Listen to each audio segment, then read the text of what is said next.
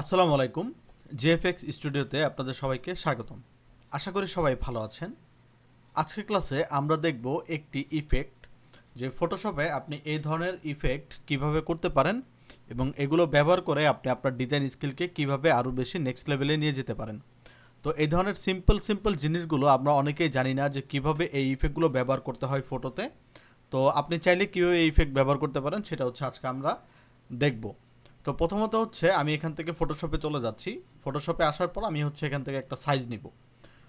তো এখান থেকে হচ্ছে আমরা একটা ইউটিউব থাম্বনেলের সাইজ নিলাম। আপনারা চাইলে যে কোনো সাইজ নিতে পারেন। আমি এখান থেকে ওয়াইড রাখতেছি 1280, হাইট রাখতেছি 720, রেজুলেশন রাখতেছি 300 পিক্সেল পার ইঞ্চিতে। আর আমার ডিজাইনটা থাকবে যেটা, সেটা হচ্ছে পিক্সেলে থাকবে। ব্যাকগ্রাউন্ড কন্টেন্ট থাকবে হোয়াইট। আর এগুলো সব ঠিক থাকলে দেন আমরা এখান থেকে ক্রিয়েটে ক্লিক করব। ক্রিয়েটে ক্লিক করার পর আমার এইখানে হচ্ছে একটা ক্যানভাস ক্রিয়েট হয়ে যাবে। দেন আমরা কি করব, আমাদের যে ক্যানভাসটা ক্রিয়েট হয়েছে এই ক্যানভাসের মধ্যে আমরা হচ্ছে একটা ব্যাকগ্রাউন্ড ইফেক্ট নিয়ে আসবো। তো আমরা এর জন্য চলে যাচ্ছি হচ্ছে অ্যাডজাস্টমেন্ট লেয়ার। দেন এখান থেকে আমরা চলে যাচ্ছি হচ্ছে সলিড কালারে, বা এখান থেকে আমরা গ্রেডিয়েন্ট কালারটা নিতে পারি। ঠিক আছে, এখানে দেখেন গ্রেডিয়েন্ট যে ইফেক্ট আছে, গ্রেডিয়েন্ট কালারটা নিতে পারি। এখানে যে গ্রেডিয়েন্ট যে ফিলটা আসছে আমরা এটার মধ্যে ক্লিক করলে আমরা এখান থেকে কালার দেখতে পাবো। তো এখানে ক্লিক করলে দেখেন 2টা কালার বা 3টা কালার ক্লিক করলে আপনি এখান থেকে গ্রেডিয়েন্ট কালারটা নিতে পারবেন। নেওয়ার পর আমরা এখান থেকে কী করবো, যে 2টা কালার আছে আমরা নিচের যে কালারটা আছে এটাকে পিক করে আমরা হচ্ছে একটা রেড কালার দিতে চাই, রেড। ঠিক আছে, আর উপরে যে কালারটা আছে এটাকে আমরা একটা অরেঞ্জ কালার দিতে চাই। তো আমরা এখান থেকে একটা অরেঞ্জ কালার নিয়ে নিব এরকম। এবং আপনি চাইলে এখান থেকে রেড কমাতে পারেন। ঠিক আছে, তারপর হচ্ছে এখান থেকে আপনি হচ্ছে চেঞ্জ করে দিতে পারেন, অ্যাঙ্গেল চেঞ্জ করে দিতে পারেন। তো যেখানে খুশি আপনি হচ্ছে এটাকে ইউজ করে নিতে পারেন। তো আমরা হচ্ছে এখান থেকে একটা ইউজ করি, এখান থেকে আমরা 90 ডিগ্রিটাকে ইউজ করি। আর এইখান থেকে আমরা হচ্ছে যে ট্রান্সপারেন্সি কালারটা আছে, এই ট্রান্সপারেন্সি কালারটা হচ্ছে আমরা একটু ভেঙে দিই, একটু কমায়া দিব। ঠিক আছে, সরি, এখান থেকে হচ্ছে আমরা ট্রান্সপারেন্সি যে কালারটা আছে রেড, এটার কালারটা আমরা একটু হালকা করে দিব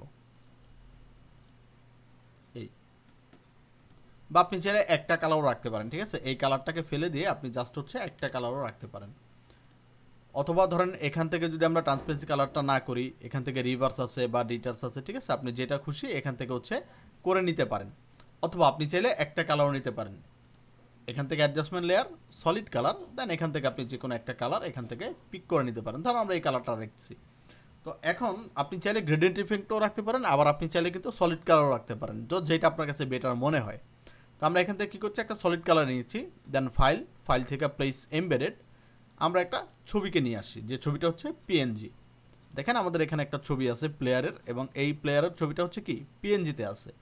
তো আমরা চাইলে হচ্ছে এটাকে বড় বা ছোট যে কোনো সাইজে এটাকে রাখতে পারি। তো আমরা হচ্ছে এই সাইজে হচ্ছে আমরা রাখবো।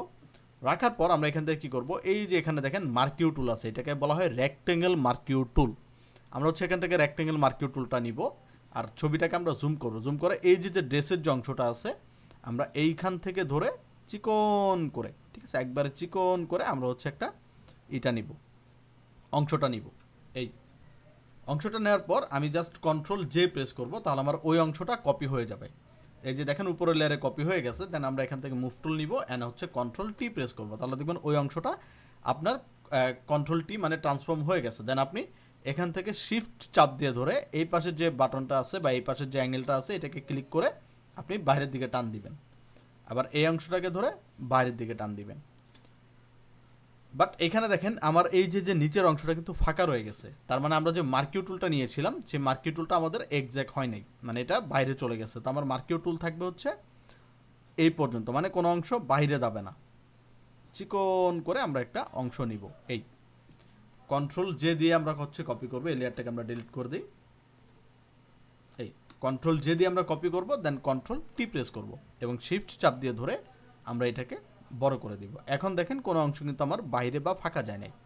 আমরা হচ্ছে আবার এটাকে একটু ছোট করব, ছোট করে দেন আবার এখান থেকে শিফট ধরে আবার হচ্ছে এভাবে টান দিব। টান দিলে দেখবেন এই যে পুরো অংশটা এটা হচ্ছে আপনার একটা ইফেক্টের মধ্যে চলে আসছে। দেন এই ইফেক্টটাকে এইভাবে রেখে বা এই লেয়ারের থেকে আমি এখান থেকে চলে যাব হচ্ছে ফিল্টার থেকে এখানে দেখেন ডিস্টোর্ট লেখা আছে, এই ডিস্টোর্ট থেকে আমরা দিব পোলার কোঅর্ডিনেটস। এটার মধ্যে যখন আমি প্রেস করব তখন দেখবেন আমরা যদি অল্টার প্রেস করে ধরে এটা একটু মাইনাস করি তাহলে এটা দেখবেন একটা রাউন্ড শেপে কনভার্ট হয়ে গেছে।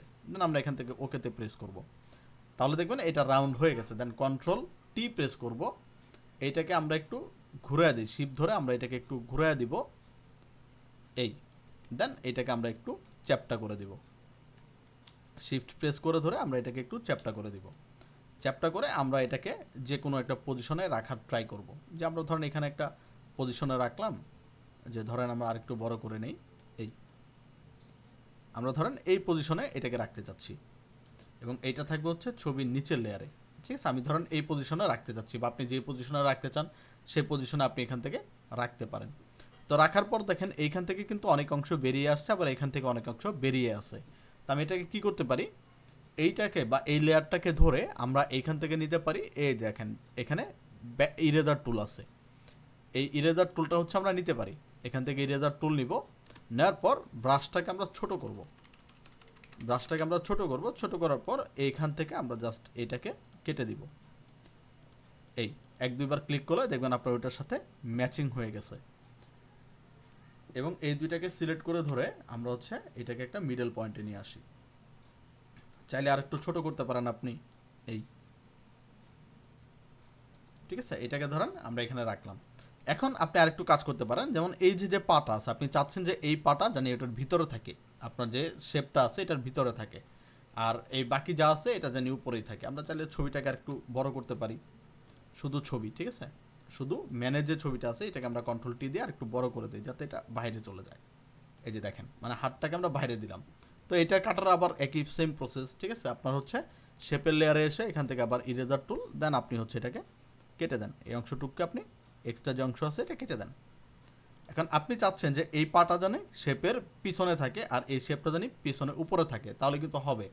তাহলে আমরা কি করতে পারি, আমাদের যে শেপটা আছে এটাকে আমরা কন্ট্রোল জে দিয়ে একটা কপি করতে পারি, এটাকে আমরা উপরের লেয়ারে নিয়ে যাব, তাহলে দেখবেন এটা উপরে চলে আসছে। দেন আমরা অল্টার প্রেস করে ধরে লেয়ার মাস্কে ক্লিক করব, তাহলে এটা ইনভার্স হয়ে যাবে। দেন আমরা এখান থেকে কী করব, এই যে আমাদের যে ম্যানের যে ছবিটা আছে বা ম্যানের যে লেয়ারটা আছে, কন্ট্রোল প্রেস করে এই ম্যানের লেয়ার একটা ক্লিক করব, তাহলে দেখবেন এতটুকু সিলেকশন হয়ে গেছে। এরপর আমরা আবার উপরে ইনভার্সের লেয়ারে যাব, এইখান থেকে নিব ব্রাশ টুল, আর এখান থেকে হোয়াইট কালারটা থাকবে। দেন আমরা কি করব, এখানে যদি আমরা ঘষি বা আমরা এখান থেকে ব্রাশ টুল নেই হচ্ছে সলিড ব্রাশ, দেন আমরা ব্রাশটাকে একটু ছোট করে আমরা যদি এখানে ঘষি তাহলে দেখবেন ওই যে অংশটুকু আছে এই অংশটুকু আপনার হচ্ছে নিয়ে নিচ্ছে। এই এবার কন্ট্রোল ডি প্রেস করব, ডি প্রেস করলে দেখবেন ডি সিলেক্ট হয়ে যাবে, বাট এখানে কিছু অংশ বাদ। দেন এটাকে হচ্ছে আপনি ক্লিক করে বা ঘষে মিলিয়ে নেবেন, তাহলে দেখেন খুব সুন্দর করে কিন্তু আপনার যে ডিজাইনটা আছে এই ডিজাইনটা একটা ইফেক্টে চলে আসছে। তাহলে এই ছিল আজকের আমাদের ক্লাস। আশা করি ক্লাসটি বা এই ইফেক্টটি আপনি বুঝতে পেরেছেন যে এই ধরনের ইফেক্ট আপনি কীভাবে করবেন। তাহলে যদি ভিডিওটি ভালো লাগে চ্যানেলটিকে সাবস্ক্রাইব করে দিবেন, এবং আপনাদের যদি কোনো স্পেসিফিক ভিডিওর প্রয়োজন হয় সেটা হচ্ছে আমাকে কমেন্ট বক্সে জানিয়ে দিবেন, আমি অবশ্যই সেই ভিডিওটি করার চেষ্টা করব। তাহলে আজকের মতো এই পর্যন্তই, সবাই ভালো থাকবেন, সুস্থ থাকবেন, আসসালামু আলাইকুম।